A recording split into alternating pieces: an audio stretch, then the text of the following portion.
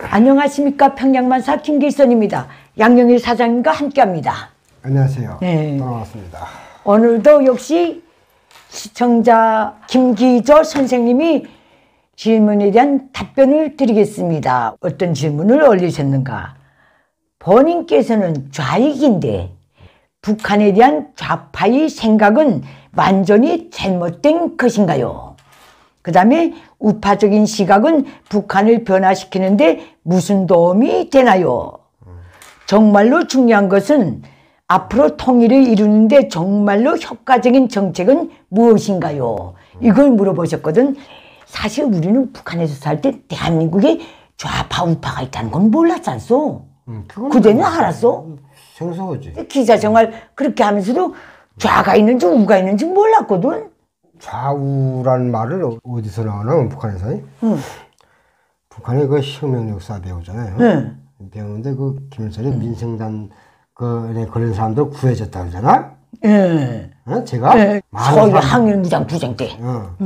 거기에서 나온단 말이야 좌우가. 근데 북한이 얘기하는 건 뭐냐면 우파는 민족주의자. 민족주의자지. 민족주의자 보고 우경주의자라고 한단 말이야. 그리고 좌경주의는 사회주의를 지향하는 사람들 보고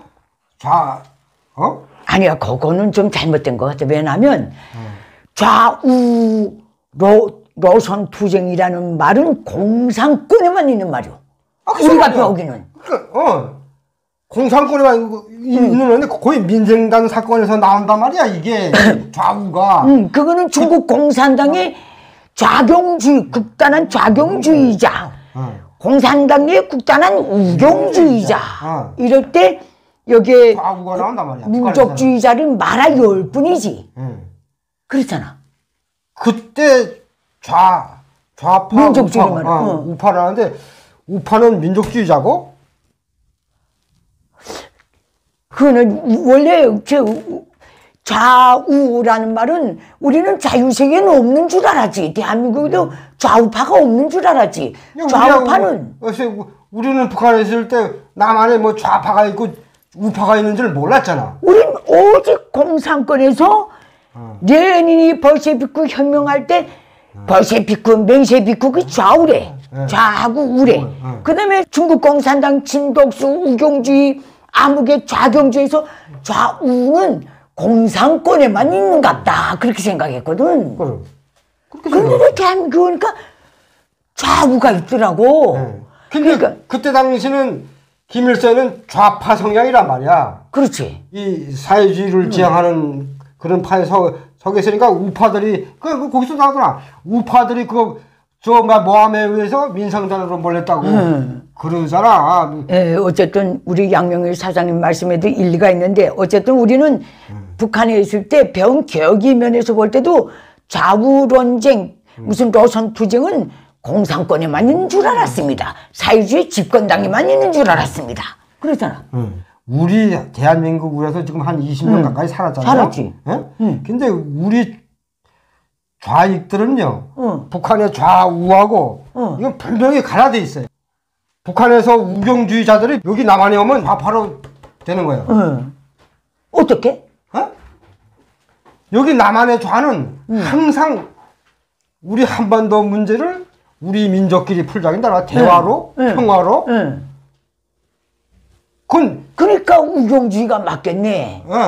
우경주의가. 북한의 우경주의가 여기 남한 오게 되면 좌요. 북한의 우가 대한민국에 오면 좌가 되고 북한의 좌가 대한민국에 오면 우가 되겠네. 야, 체제가 근본적인 차이네. 대한민국에 와서 좌가 되는 북한의 우를 부득부득 골라낸다면 기만적인 선전공세거든. 우리 민족끼리니. 전쟁보다 평화가 낫지 않는가. 평화의 기침일 때 남북 연방제라느니. 체제가 정반대이기 때문에 좌우도 여기 북한에서는 우가 대한민국에 오면 좌가 되고. 북한에서의 좌가 여기 남한에 오면 우가 되고. 우가 된단 말이야. 나도 헷갈리네. 어쨌든 이렇게 이게 맞는 것 같습니다. 내가 봤을 땐 그래요. 이게 남한의 좌는 북한에서 선전하던 우경주의자들하고 똑같이 행동한단 말이야. 그렇지. 에? 모든 건 다, 자, 우리 민족, 그 우선주의. 에? 우리 남북 문제도 우리 민족끼리 풀어야 되고, 북한에서 선전하는 게 뭐예요? 거려 연방제. 우리 민족끼리 대화로 풀자. 북한은 좌로 달리든 우로 달리든 김일성 적석이 머리에서만 딱 나오기 때문에 좌건 우건 어떤 대상을 향해서 거짓 우를 제창할 수도 있고 거짓 좌를 제창할 수도 있고 그건 전략과 전술이라고 하는 놈들이니까. 그런데 대한민국의 좌우는 이 경쟁 체제에서 정치도 좌우로 야당 여당 하면서 뭐 어쨌든 자유로운 체제에서 오픈된 체제에서 나온 거잖아니까 자생적이고 어느 나라나 자유민주주의 체제 안에서는 좌우가 있어야 돼요. 왜 그러냐면 국가 균형을 맞추려면 서로 통제하고 감시를 해야 된단 말이야. 그럼 여기는 그 국가 체제가 굴러가는 원리에 따라서 좌우가 나온 거지만 저건 김일성 적석이 내피셜에 따른 기만적인 좌우거든. 내가 뭐 이렇게 좌파를 까는 게 아니고 좌도 있어야 되지만은 대한민국 좌파들은 뭐냐면 친북 성향이 엄청 많이 강하단 말이야. 그것도 어찌 보면 북한에서 살아보지 못했기 때문에 그렇게 된다고 봐. 북한 선전을 거짓것대로 믿는다는 거요. 우리 대한민국의 좌파들이 외치는 소리가 뭐야? 휴전 협정을 정전 선언으로 바꾸자. 바꾸자는 거. 북한의 노림수가 있어요. 그렇지. 정전 선언을 하게 되면 미군이 나가야 됩니다. 미군이 나가야 하고 대한민국을 먹기가 좋다는 거로. 집어삼키니까. 근데 이 남한의 좌파들은 그걸 의도를 알 텐데 모를 수도 있잖아. 와, 몰라. 지금 몇십 년을 체제 경쟁했는데 그걸 몰라요? 뭐 의도적이든 무의식적이든 그거 있는데 주한미군 철수라는 걸 중요하게 안 봐. 좌익은. 그래. 생명선인데 자유대한민국 수호에서. 그 다음에 좌익의 시각. 아니라면 아닌지 모르겠지만은 우리가 20년 살다 보니까 좌익이 제창하는 소리가 대체로 이렇다는 건 이제 감은 잡는데 그러면 두 번째 뭔가 민족 공조 우리 민족끼리 이게 또 문제요. 김일성 적석이 대남 조카통일 실책인데 김일성이 항상 얘기하는 게 그거다. 우리 한반도 문제는 우리 민족끼리 하는 거고 다른 내세 간섭 없이 내세 간섭 없이 우리끼리 하자는단 말이야. 우리끼리. 그것도 역시 주한미군을 내보내라 소리거든. 근데 이 한반도에서 우리끼리 할 수가 있어요? 못하지. 못하잖아. 절대 못하지. 북한인 경우는 비록 중국 군대는 주둔 안 시켰지만 이거는 무슨 협정에 따라서 전쟁이 일어나면 즉각 개입하게 돼 있거든. 저중 무슨 조약이 있잖소. 근데 대한민국은 한미동맹 아니야. 이렇게 놓고 볼 때 자기네도 그 조약을 파기해야 돼. 중국과의 모든 조약을. 우리 민족끼리 진정으로 바란다면 그건 한마디도 안 하잖아. 근데 가들은 동맹이라고 밝히지 않고 조중 친선 협조 관계라고 한단 말이야. 조중 친선 협조 관계에 그게 다 들어가 있을 거요. 조항에. 다들 동맹이란 말을 안 써요. 그렇지. 동맹은 자유세계의 언어라고 딱 보지. 근데 거기에 다 항목이 다 들어가 있어요. 그러니까 우리 민족끼리 이 외세의 간섭이 없이 하는 김일성 적석의 주장을 우경적 주장을 대한민국의 좌익에서는 그냥 그대로 받아들여.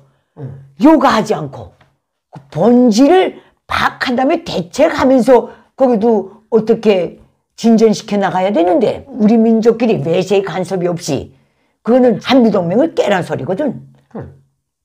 기본 목적이 거기에 있다면 내 개인적인 생각인데 우리 좌파들이 뭐라냐면 북한의 말을 액면 그대로 받아들여 갖고 북한식으로 해야만이 정통성이 생기는 것처럼. 그건 진짜 있더라고. 북한이 말하자면 이민족의 정통성을 가지고 있는 것처럼.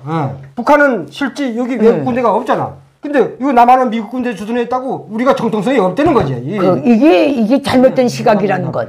이건 틀림없습니다. 북한을 살아봤기 때문에 저놈의 적석이 왜 한미동맹을 그렇게 끝없이 중화하고 허물려고 하는지 우리는 그놈의 야망을 알기 때문에.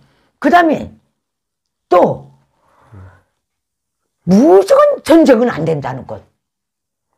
무조건 평화, 무언직한. 저기 칼 두고 달려들든 핵 미사일을 쏘든 무조건 대화로 평화적 방법으로 풀어야 된다는 것. 이것도 과도하면 이건 위험합니다. 그렇잖아요. 무력적화 통일을 국가의 비전이어서 그는 사명이지. 김일성 족속이 국가 비전이라 하나 딱 들어가 있거든. 그래. 그래서 평화적 기치 외에는 전쟁은 절대 불가한다. 이것도 좌익이 그 어떤 비전인 것 같은데 이것도 북한을 놓고는 안 통한다는 건 이젠 자각해야 되지 않겠는가 이렇게 보아지는데 평화가 어디서 와요? 어?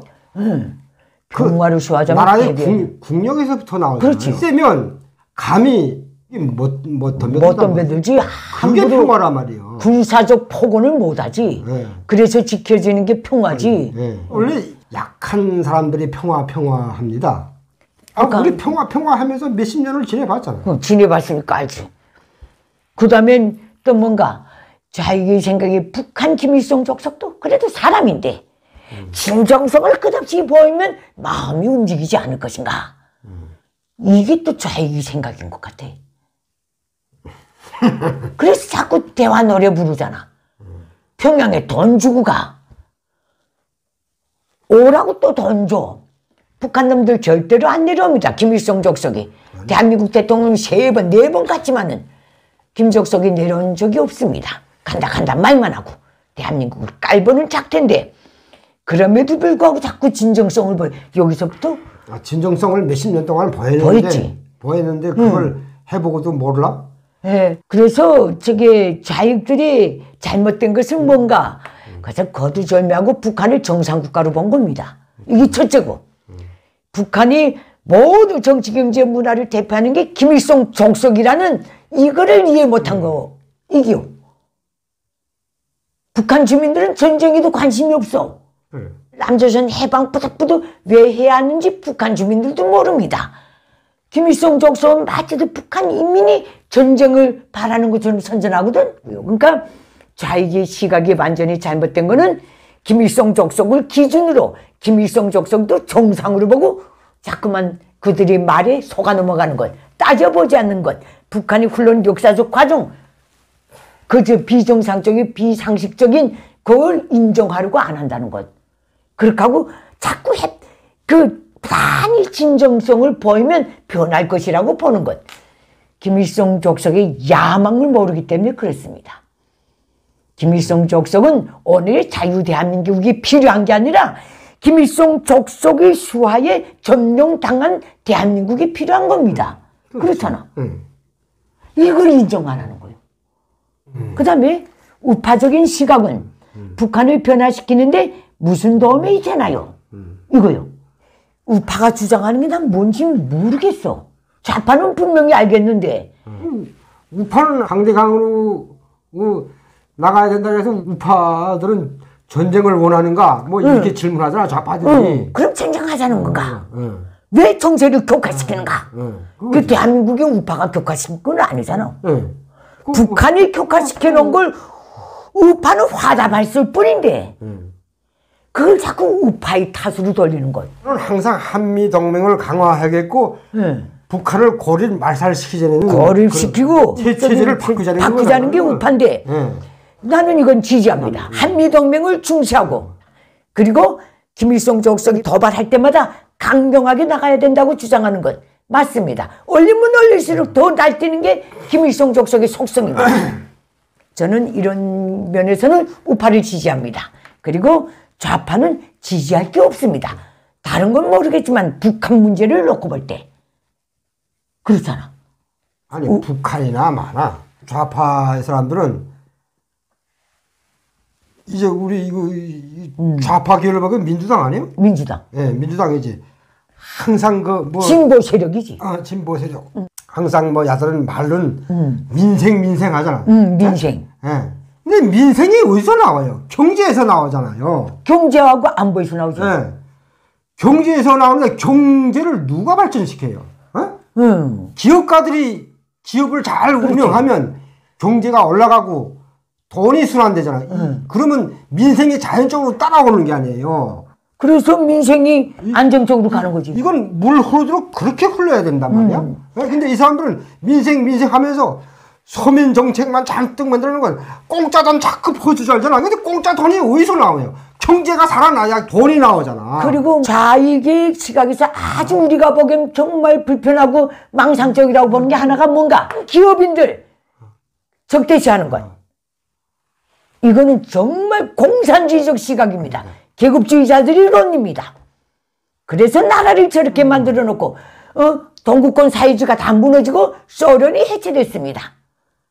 이 민주당 사람들은 이거 홀 좋은 민생을 떠들면서 백성들을 유혹한단 말이야. 이 국민들을 유혹해. 기업을 잘 하게끔 요건을 만들어주는 게 정치가들 아니에요. 우리 눈에도 그게 보이는데 왜 이 땅에서 태어나서 그게 안 보이는지 모르겠습니다. 우린 공산주의 계급주의론에 질린 사람들입니다.